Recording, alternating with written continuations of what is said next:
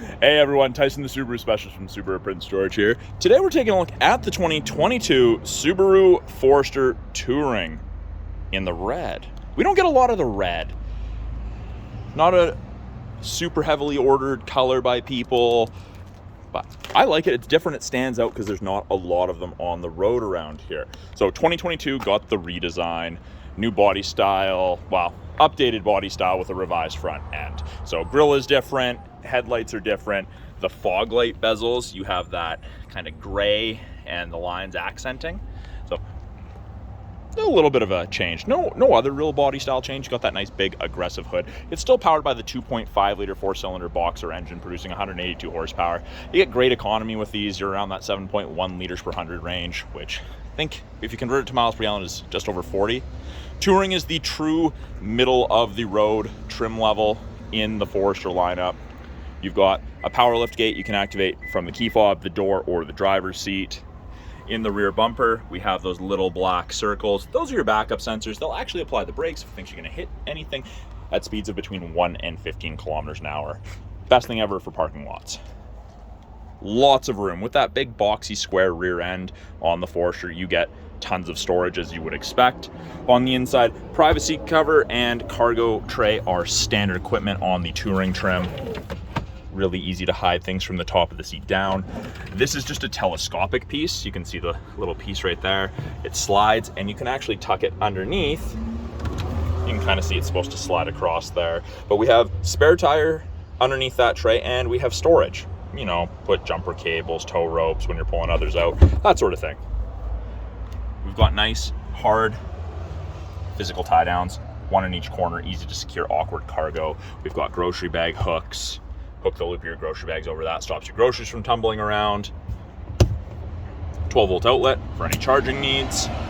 And these are new for 22. You got 2 hooks. And I don't know if you're supposed to use them for grocery bags or whatnot, because they'd kind of be in your rear view way. But you've got a max of 6 pounds or 3 kilograms, whichever unit you're using. We do also have a hook right here, folds down. My idea behind that one is you're getting something out of the back of the vehicle. It's going to take a little bit and you have to hang a jacket or something up, hot out, something like that. That's kind of what I picture. If you guys have any ideas, or please tell me what you've used that for, if you've used it. I'd be curious to know. You can close it, you can lock and close it, you can close the door manually, or you can do it from the driver's seat or the key fob.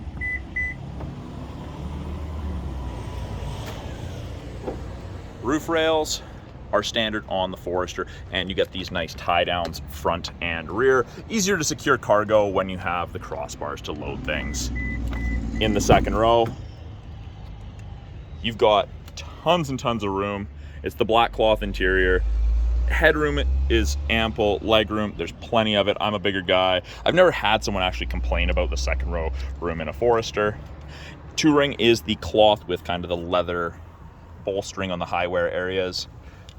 We have vents out of the center console, 2 USB ports for charging, and you've got map back pockets on the rear of both the front driver and front passenger seat. If there's only 1 or 2 passengers in the rear, fold down armrest with 2 cup holders. Touring is the first trim level where you get the tilt and, just the slide. It's not tilt and slide, it's just sliding sunroof. With it being a proximity key, you've got the lines, lock, and that's because the key's within about 3.5 feet. You wait a second, put your hand back in, and it unlocks. And you can change the programming from just unlocking the driver door to unlocking all of them. That's just in the settings. Power windows, locks, mirrors, as you would expect. Get a power driver seat, including lumbar support. That black cloth driver seat, again with those leather in the high wear areas. Now, on the inside, by the driver's left knee, you've got a bunch of buttons. You've got your power lift gate. All of these headlights are steering responsive on all of the Foresters, even the base, and they're LEDs. You can set the height so the tailgate doesn't open all the way if you park in a low garage or you've got some obstruction in the way of where you normally park and would open it. This is the scroll wheel for the brightness of the gauges. You can deactivate the start stop, and you've got blind spot detection. Touring is the first trim level where you get the blind spot indicators in the Forester. With it being proximity, foot on the brake, light is green, green means go. If your foot's not on the brake and you press it, first goes to accessory, press it a second time, and it goes to on, and you'll get all your lights and your climate controls and the radio and everything, and you put your foot on the brake, and it comes to life. Those orange lights in your side mirror, that's your blind spot detection. So that indicates someone's in your blind spot on the corresponding side. Doesn't eliminate shoulder checking, but it's a nice aid. Steering wheel looks very, very busy. It's really simple once you understand it, once you're used to it. It's tilt as well as telescopic. You've got the best of both worlds. It fits drivers of varying heights and arm lengths. Left-hand side of our steering wheel there, we've got our Bluetooth and audio controls, make and take calls, control the volume of the calls and the music, switch between presets, volume, accept your phone call or make a call out, hang up or decline. The arrows here, these are all pull towards you buttons, and those will change the small little display up here. It gives you a bunch of different information.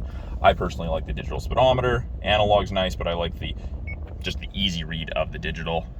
The right-hand side of the steering wheel, we have our adaptive cruise control and our lane centering assist. Both of those systems use the new color EyeSight stereo camera system, the EyeSight 4.0 that Subaru has, wider field of vision, better reaction, all of that, which is great. So when you turn it on, gives you an image of the Forester there, and there's bars ahead of it, 1 through 4. That's the follow distance behind the vehicle ahead of you that you'll follow at if you catch up while using cruise. I've just turned on lane centering there, and you can see those lines beside the cruise distance, illuminated gray. If the cameras can see the road lines, it'll illuminate whichever side it can see, whether that's one or both, and it actually gives you gentle steering input either way to keep you in the middle of your lane. It's a very, very handy system. I like it for longer distance trips. I don't recommend the lane centering in town, especially here. Our lines are not painted well, and they don't last long. We've got 2 different drive modes, intelligent and sport. Sport is exactly what it sounds like. It's for more spirited driving. You're going to accelerate faster, your RPMs are going to be higher, you're going to use a little bit more fuel. You don't have to be stopped to change it. You just press the S, it goes to S. You could be driving. Great for passing. Heated steering wheel. It does not heat between the seam, just kind of where you're supposed to. There's just a little break there, and then it continues up here. Best thing ever. I can only actually run this for about 5 minutes in the winter. Makes my hands too sweaty. They get cooking. These get really, really hot. Little information screen up top here. You can change through with the info button on the left-hand side of the steering wheel. So gauges, what you're listening to, fuel economy, date, time, change your settings, what safety tech's on. So the only thing that's not on right now is the auto high beams, and that's because we're not driving, the high beams aren't on, it's bright out. Off-road X mode screen, and back to the gauges. It's also where our climate control displays, and it ranges from 15 on the low side all the way up to 30. So from freezing to tropical, depending how you and your passenger want it. Easy to sync it back to just driver controlled, press of a button, see your fan strength up there. You can see where your airflow is being directed to change it on the little person whenever you press the mode button. Below that, we get our 8-inch radio display. It is all touch, but we have physical buttons down here if you prefer. Press radio takes you there. Home, access to the My Subaru app after the vehicle's registered. All the settings, and you can hook these cars up to your home Wi-Fi so they download the audio updates in the background. I do recommend you do that. I do have a video about that. I think from a year or so ago about it, but it is very beneficial. You got settings for the vehicle, like your keyless entry system, when you'd like the doors to lock or unlock. You've got a lot of adjustability, customization. Apps, you've got Apple CarPlay and Android Auto, and when you put it in reverse, backup camera pops up, shows you the top of the bumper there so you can relate to something.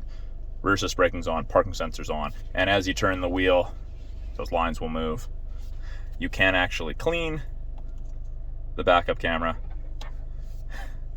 just by twisting that towards yourself, which seems like it's not a big deal, but it's awesome. Down here is your climate control adjustment, driver's side temp, passenger side temp, AC's on. Max AC is the cold stuff. If AC comes on when it's raining out or you're warming up the vehicle in the winter, just let it do its thing. It's moving moisture around so you don't fog up. Press mode and it'll change where the airflow is coming from. And if I adjust the passenger to a different temperature, they get out. I don't have to fiddle with that. I just press sync and it both goes back to driver controlled. Ahead of the shifter, we've got this little media storage cubby. It's rubberized there to stop your device from sliding around. 2 USB ports, an aux, and a 12 volt for all your charging needs. Transmission is, of course, automatic. We do have a manual mode, and you can use your right paddle to upshift, left paddle to downshift if you want to select your own gears. We've got an electronic parking brake, auto vehicle hold, which is a brake holder for construction, drive-through, or stop-and-go traffic. Heated seats, high and low for both the driver and passenger. With the cloth seats, they heat up really, really quickly. It's quite nice. And then this is where we would turn traction control off, but also where we activate X mode. X mode is like 4x4 low in a pickup. It's for that really rough, gross stuff, under 40 kilometers an hour. Works amazingly well.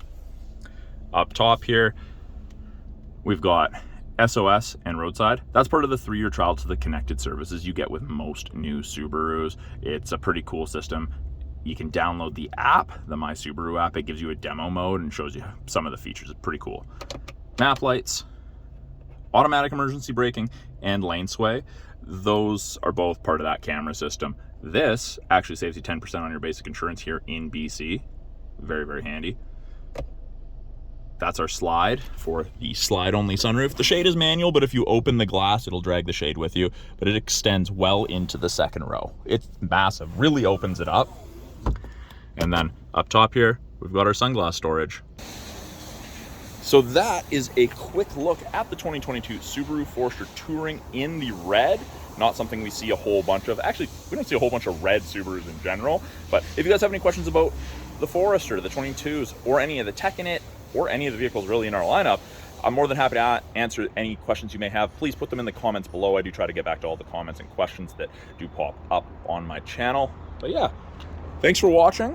And if you guys want to see anything in a future video, please let me know. I'm always looking for new content to make for you guys, how-tos and whatnot. Again, Tyson, the Subaru Specialist from Subaru Prince George. Talk to you guys soon.